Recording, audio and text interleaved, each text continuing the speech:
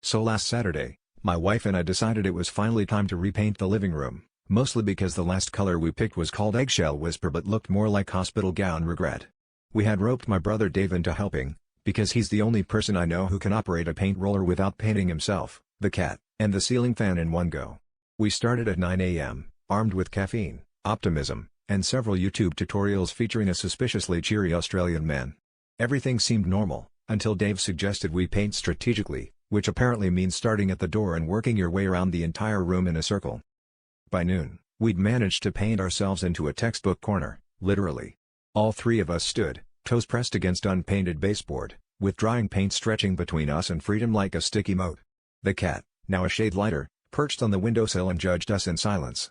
Our phones were on the far side of the room, but thankfully, my wife remembered that her cousin Lila, an abstract artist, lived 2 blocks away and owed her for that time we hid her avant-garde tofu sculpture from the landlord. We called Lila, who arrived within minutes, wearing paint-splattered overalls and an expression that said, "I was born for this." Lila surveyed the scene like she was about to launch a new art movement. She squinted, tilted her head, and then announced, "You don't need an exit, you need inspiration." Before we could protest, she whipped out a palette knife and began carving intricate zigzags and swirls into the wet paint, declaring that negative space was so last decade. She even sprinkled some glitter on the floor, explaining that it represented our inner turmoil at being trapped by our own DIY ambitions. By the time she finished, the floor looked less like a living room and more like a Jackson Pollock crime scene.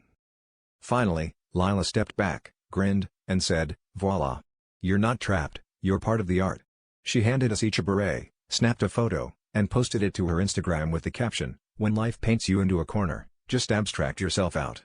And that's the story of how my living room floor became both a cautionary tale and a modern masterpiece, though now, whenever we have guests, I warn them, careful where you step, this is a no-escape room.